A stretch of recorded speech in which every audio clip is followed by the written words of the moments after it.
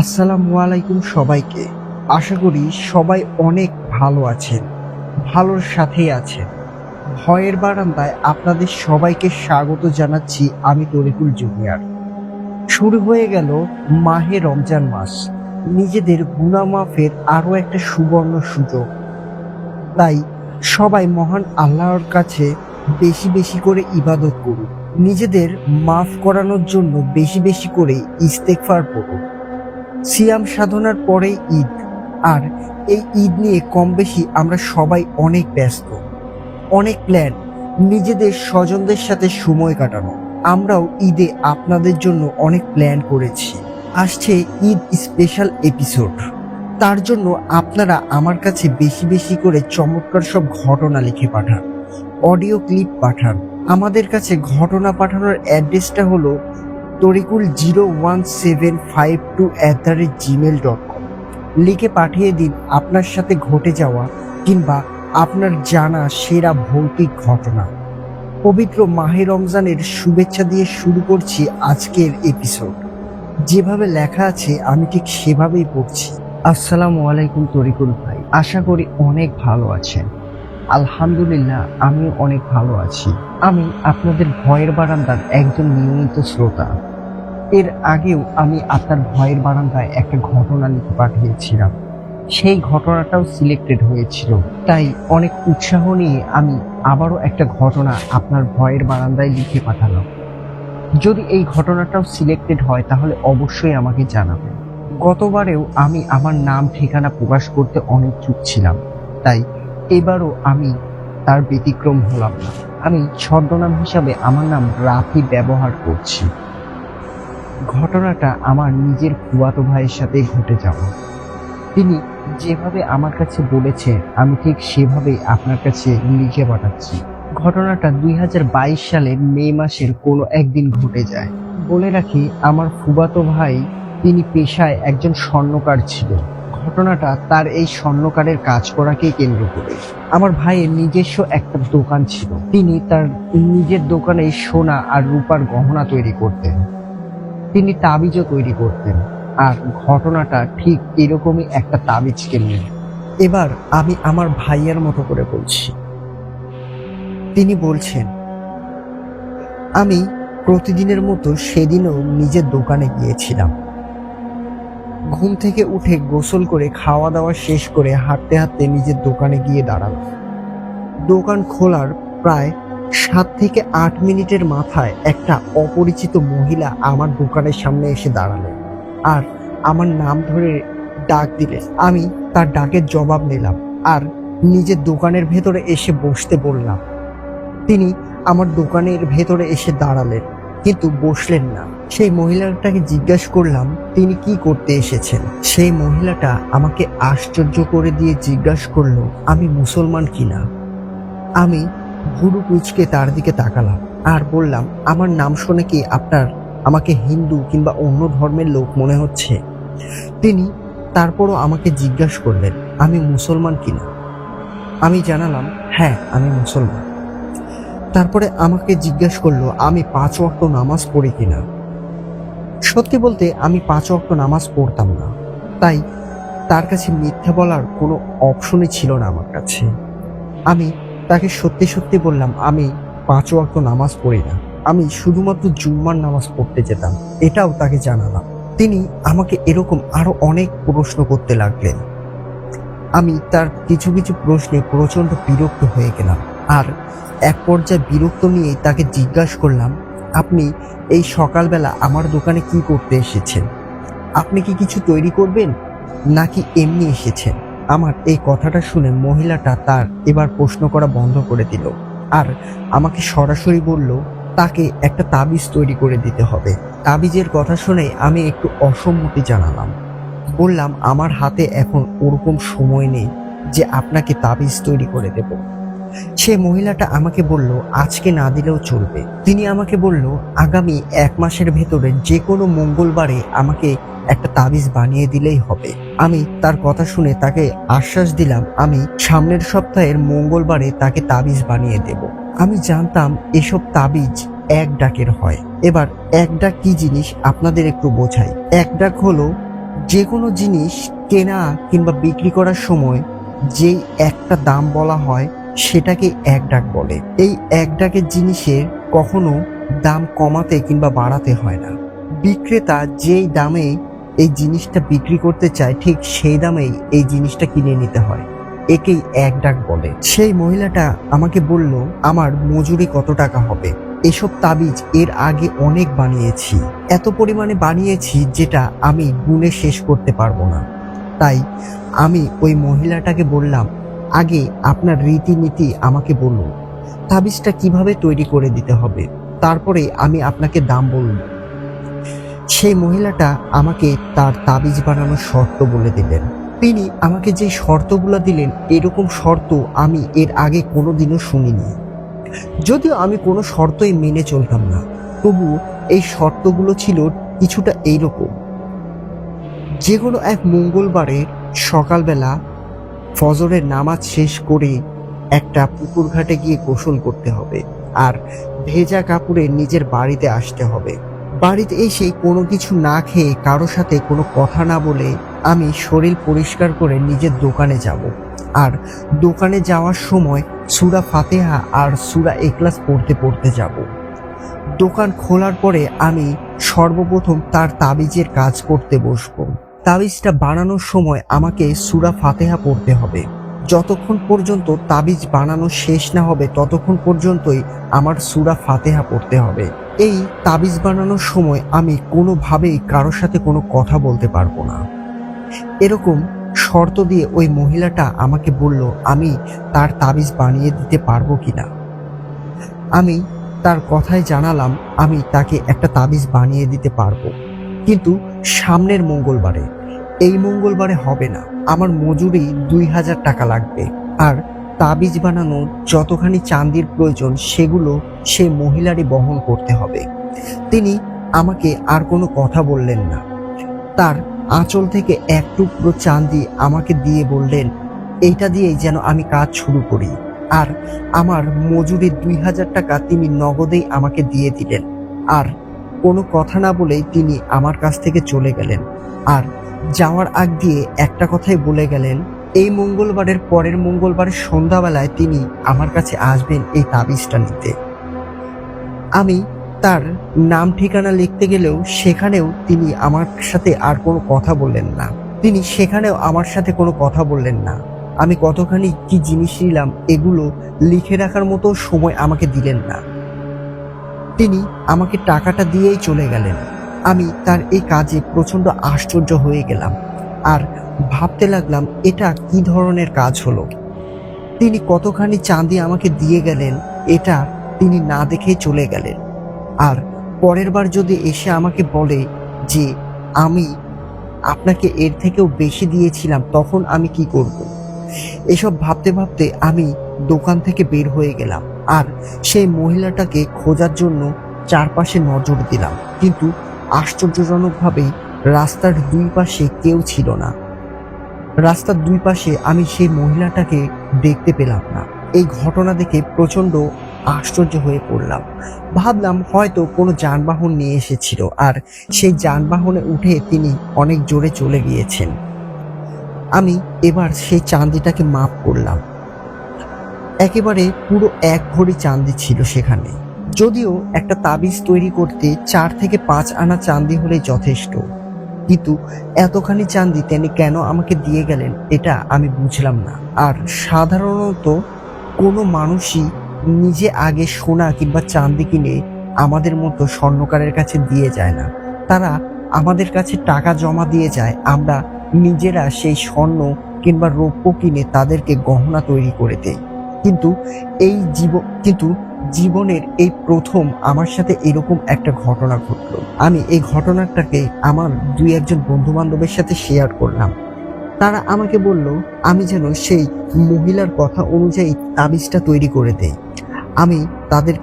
যদিও আমি তাদের কোনো কথাই শুনলাম না। আমি কিসের মঙ্গলবার আর কিসের এসব শর্ত কোনো কিছু না মেনে পরের দিনকে সেই তাবিজ তৈরি করতে লাগলাম, আর প্রায় ঘন্টা 3 ভেতরে সেই তাবিজ বানিয়েও ফেললাম। এবার সেই মহিলার আসার পালা। তিনি এলেই বা কি আর না এলেই বা কি, এই জিনিসটা তার কাছে ফেরত দেওয়ার মতো আমার কাছে কোনো অপশন ছিল না, কারণ না আমি ওই মহিলাটাকে চিনি, আর না তার নাম ঠিকানা কোনো কিছু আমি লিখতে পেরেছিলাম। এভাবেই দেখতে দেখতে সেই তাবিজ ডেলিভারি দেওয়ার দিন চলে এলো। সেই মহিলাটা ঠিক মঙ্গলবারের দিন সন্ধ্যাবেলা আমার দোকানের সামনে এসে দাঁড়ালো আর আমাকে বলল সেই তাবিজটা রেডি হয়েছে কিনা। আমি তার দিকে হাস্যোজ্জ্বল মুখ নিয়ে বললাম তার কাজ সম্পন্ন হয়েছে। এবার সেই মহিলাটা তার তাবিজ আমাকে দিতে বললেন। আমি তার তাবিজটা তার হাতে দিলাম। হাতে নেওয়ার সাথে সাথেই সেই মহিলাটা আমাকে বলল এই তাবিজটা বানানোর কোনো নিয়ম বা শর্ত আমি মানিনি না। আমি ফজরের নামাজ শেষ করে গোসল করে দোয়া পড়তে পড়তে খালি পেটে নিজের দোকানে এসেছি, আর না আমি এই তাবিজটাকে মঙ্গলবারে তৈরি করেছি। আমি মহিলার এই কথাটা শুনে আশ্চর্য হয়ে গেলাম। এটা তিনি অন্ধকারে ঢেল ছোড়ার মতো করে বলেছেন। আসলে এরকমটা নয়, কারণ সেই তাবিজটা যে আমি পরের দিনেই সকালবেলা তৈরি করেছি 3 ঘন্টার ভেতরে, এই কথাটাও সেই মহিলাটা আমাকে বলে দিল। মহিলার এই কথাটা শুনে আমি প্রচন্ড আশ্চর্য হয়ে গেলাম, কারণ তিনি এসব কিভাবে জানেন। তিনি সেই তাবিজটাকে দূরে ছুঁড়ে ফেলে দিলেন আর আমাকে বলল বাকিটুকুনি চাঁদি দিয়ে আমি যেন সামনের মঙ্গলবারে তাবিজ তৈরি করে রাখি, আর ঠিক শর্তগুলো মেনেই যেন আমি এই তাবিজটা তৈরি করে দেই। তারপরে সে মহিলাটা আবারও চলে গেল। আমি তাকে পেছন থেকে ডাক দিলাম, কিন্তু সেই মহিলাটা আমার কোনো কথাই শুনলেন না। আমি দোকান থেকে ঠিক আগের মতো বের হয়ে গেলাম, আর ঠিক আগের মতোই দেখতে পেলাম রাস্তার দুই পাশেই ফাঁকা। সেই মহিলাটাকে আর কোথাও দেখা যাচ্ছে না। সেই মহিলাটার সাথে সাথে যে লোকগুলো গিয়েছিল তাদেরকে দেখতে পেলাম, কিন্তু সেই মহিলাটা কোথায় যেন গায়েব হয়ে গিয়েছে। আমি আবারও ভাবলাম হয়তো তিনি কোনো যানবাহনে এসেছিলেন। আবার এরকমও ভাবতে লাগলাম যে এই মহিলা এভাবে কিভাবে ভ্যানিশ হয়ে গেল, আর এত কিছু তিনি জানলেনই বা কিভাবে। যাই হোক, সবকিছু মেনে নিয়ে আমি ঠিক আগের মতোই কোনো কিছু না মেনে সকালবেলা নিজের দোকান এসে খুললাম, আর ঠিক পরের মঙ্গলবারে ওই তাবিজটা বানিয়ে ফেললাম। সে মহিলার দেওয়া চাঁদির ভেতর থেকে বেশ খানিকটা চাঁদি বেঁচে গিয়েছিল। ঠিক সেই মঙ্গলবার সন্ধ্যাবেলায় ওই মহিলাটা আবারও আমার দোকানের সামনে এসে হাজির হলো আর আমাকে বলল তার তাবিজ তৈরি হয়েছে কিনা। আমি আবারও তাকে জানালাম তার তাবিজ সম্পন্ন হয়েছে, আর তাবিজটা তার হাতে দিতেই তিনি আমার দিকে খুব রাগান্বিত দৃষ্টিতে তাকালেন আর বললেন আমি কেন তার শর্ত মেনে কাজ করলাম না। আমি এবার তাকে বললাম দেখেন, আপনি যেই কথা বলেছিলেন আমি ঠিক সেরকমই করেছি। আপনার বিশ্বাস হলে হলো, না হলে কিছু করার নেই। আপনি এর আগের একটা তাবিজ ফেলে দিয়েছেন, চাইলে আপনি এটাও ফেলে দিতে পারেন। আর অত শর্তমর্ত বুঝি না, টাকা পেমেন্ট করে দিয়েছেন, ব্যাস। আমি এসব তাবিজের কোনো কাজ নেই না। আপনি আমাকে জোর জবরদস্তি করেই এই তাবিজের কাজ দিয়ে গিয়েছিলেন, তাই আমি এই কাজটা সম্পন্ন করে দিয়েছি। তারপরে আমি সেই মহিলাটাকে তার বেঁচে যাওয়া চাঁদি দিয়ে দিলাম আর বললাম আপনার দেওয়া চাঁদির ওজন ছিল 1 ভরি, আর আমি মোট 10 আনা খরচ করেছি। চাঁদি গলানোর ঘাটতি থেকে শুরু করে সবকিছু মিলিয়ে তিনি আর 3 আনা চাঁদি আমার কাছ থেকে পেতেন। সেই মহিলাটা আমার কাছ থেকে বাকি চাঁদি নিতে চাইলেন না। এর ভেতরে একটা কথা বলতে ভুলে গিয়েছিলাম। সেই মহিলাটা আমাকে যেই মানের চাঁদি দিয়েছিল, আসলে সেই মানের চাঁদি আমাদের দেশে পাওয়াই যায় না। এই চাঁদির কোয়ালিটিটা এত পরিমাণে ভালো ছিল যে এটা বাংলাদেশের চাঁদি হতে পারে না, এটা বাহিরের কোনো দেশের চাঁদি ছিল। যাই হোক, সেই মহিলাটা এবার তার তাবিজ নিয়ে আমার দোকান থেকে চলে গেলেন। এতক্ষণ বললাম তাবিজ তৈরি করার ঘটনা, এবার আসছি মূল ঘটনায়। সেই মহিলাটা যাওয়ার পর থেকেই আমার শরীরের ভেতরে কেমন একটা অস্বস্তি কাজ করতে শুরু করলো। আমার প্রচন্ড মাথা ব্যথা করছিল, সাথে শরীরের প্রত্যেকটা অঙ্গ প্রত্যঙ্গ যেন ভেঙে ভেঙে আসছিল। শরীরে প্রচুর পরিমাণে ব্যথা অনুভব করলাম, যার কারণে আমি আধা ঘন্টার ভেতরে নিজের দোকানটা বন্ধ করে বাড়িতে চলে এলাম। বাড়িতে আসতে না আসতেই আমার শরীরে প্রচুর পরিমাণে জ্বর এলো, আর জ্বরের মাত্রাটা এত পরিমাণে বেশি ছিল যে আমি উল্টোপাল্টা বকছিলাম, কি বলছিলাম নিজেও জানি না। এভাবে প্রায় 4টা দিন আমার প্রচণ্ড জ্বর ছিল, কোনো ওষুধেই আমার জ্বর থামছিল না। 5 দিনের মাথায় আমি সামান্য একটু সুস্থ হই, আর সুস্থ হওয়ার পরে আমার মনের ভেতরে কেমন একটা করতে লাগলো। আমি সেই তাবিজের ঘটনা আমার পরিবারের লোকজনকে জানালাম। তারা কথাটা শুনে কেমন একটা ঘাবড়ে গেল, আর দেরি না করে সেদিনকেই একটা হুজুরের কাছে আমাকে নিয়ে গেল। সেই হুজুরের কাছে গিয়ে আমি পুরো ঘটনাটা শেয়ার করলাম। সেই হুজুরটা আমার কথা শুনে বলল, এসব কাজ খুব রেয়ার হয়, তার জন্য এসব কাজের যেই শর্তগুলো থাকে সেই শর্তগুলো মেনেই তারপরে এসব কাজ নিতে হয়। একে তো আমি তার কাছ থেকে টাকা বেশি নিয়েছি, আর তার ওপরে সেই শর্তগুলো মেনে নেইনি। হয়তো তার জন্যই আমার শরীরের ওপরে এরকম একটা ইফেক্ট পড়েছে। হুজুর আমাকে কিছু দোয়া পড়ে ফুঁকে দিলেন আর কিছু পানি পড়া দিলেন। পানি পড়াটা নিয়ে আমি বাড়িতে এলাম। এভাবেই প্রায় 3টা দিন কেটে গেল। আমি আল্লাহর রহমতে একটু সুস্থ হলাম। সুস্থ হতে আমি নিজের দোকান খুললাম। দোকান খুলে আমি সকালবেলা নিজের কাজও শুরু করে দিলাম। আমার দোকানে 3-4 জন লোক এসে বসলো। তারা রোজই আমার দোকানে আসতো আর সময় কাটাতো আমার সাথে। আমি গল্পে গল্পে তাদের সাথে সময় কাটাতাম। এরই মধ্যে এমন একটা ঘটনা ঘটে গেল যেটার জন্য আমি মোটেও প্রস্তুত ছিলাম না। শুধু আমি নই, আমার সামনে যারা বসেছিল তারাও এর জন্য মোটেও প্রস্তুত ছিল না।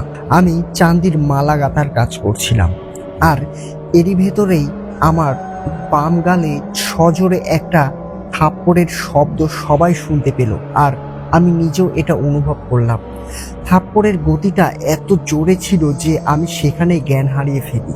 জ্ঞান ফিরতেই আমি নিজেকে নিজের বাড়িতে আবিষ্কার করলাম, আর বুঝতে পারলাম আমার বাম মাড়ির নিচের দিকের একটা দাঁত ভেঙে গেছে। সেই থাপ্পড়টা লাগার সাথে সাথে আমার শরীরে প্রচুর পরিমাণে জ্বর এসেছিল। আমার বুঝতে বাকি রইল না এটা আসলে কেন হয়েছে। এটা সেই তাবিজের জন্যই হয়েছে।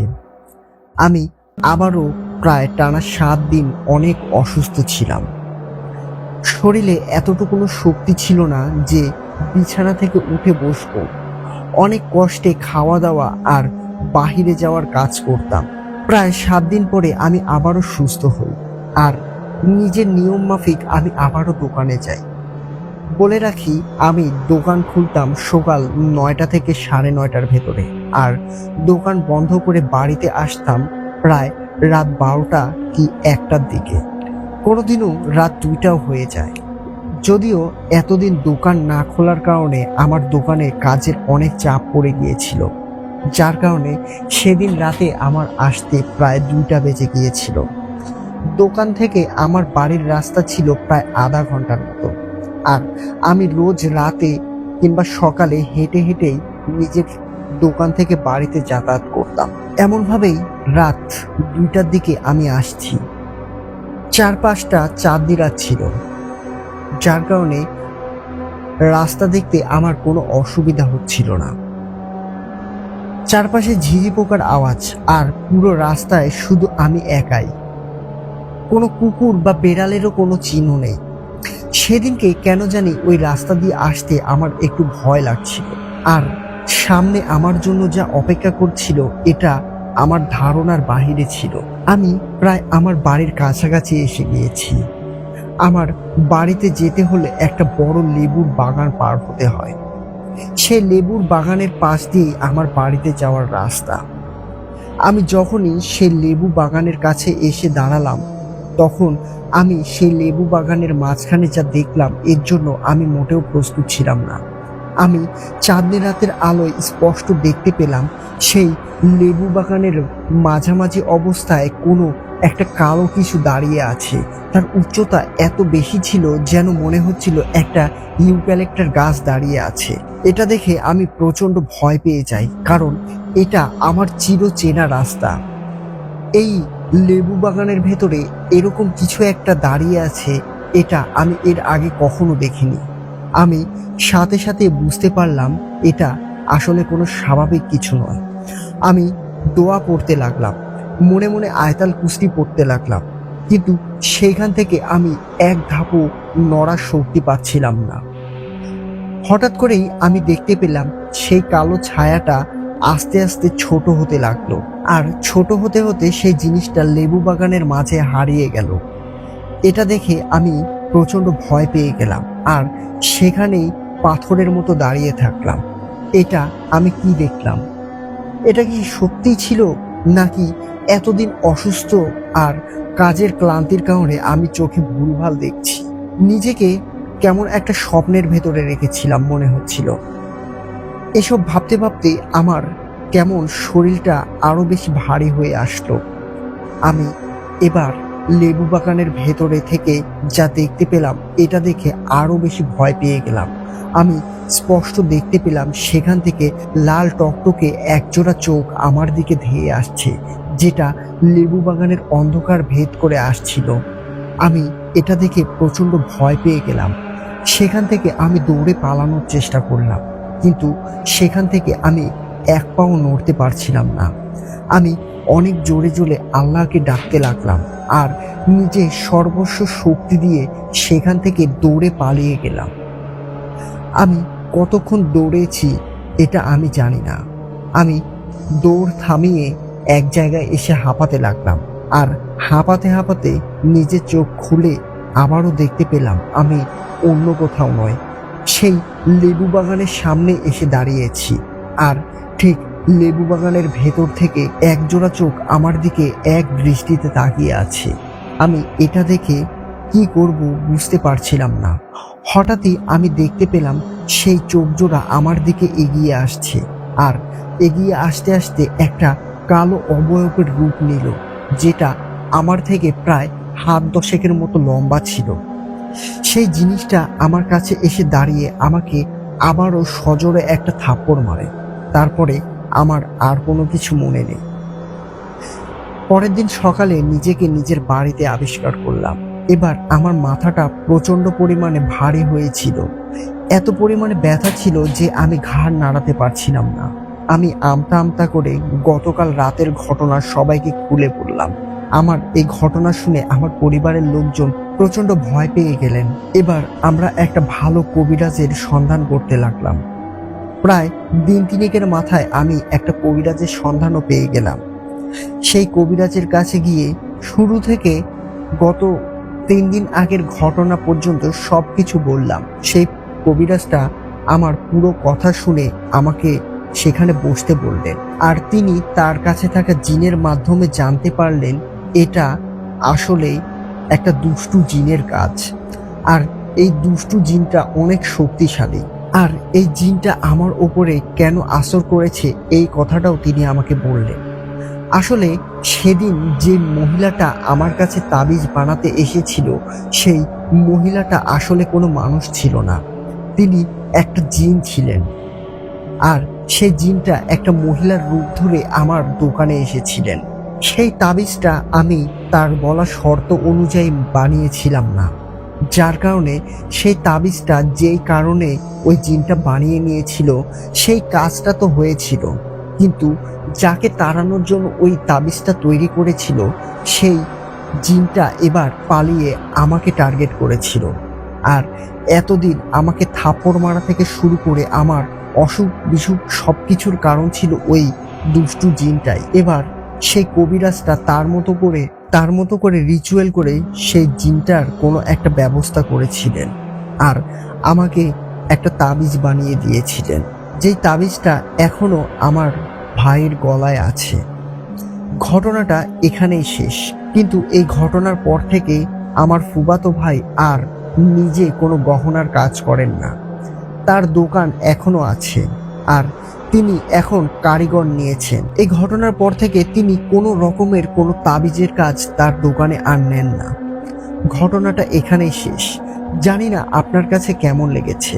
যদি ভালো লাগে তাহলে ঘটনাটা অবশ্যই পড়ে শোনাবেন, আর ঘটনাটা সিলেক্টেড হলে আমাকে জানাবেন। তারপরে রাফি ভাই তার ফোন নাম্বার দিয়েছেন, আর তার ঠিকানাটা আমার কাছে লিখে পাঠিয়েছেন।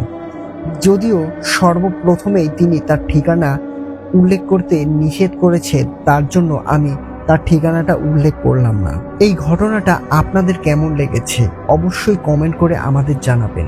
আপনিও রাফি ভাইয়ের মতো আমার কাছে আপনার ঘটনা লিখে পাঠান তরিকুল 01752@gmail.com লিখে পাঠিয়ে দিন আপনার সাথে ঘটে যাওয়া কিংবা আপনার জানা শোনা ভয়ঙ্কর সব ঘটনা। আমাদের ভয়ের বারান্দা এই ইউটিউব চ্যানেলটি সাবস্ক্রাইব করে আমাদের সাথেই থাকবেন।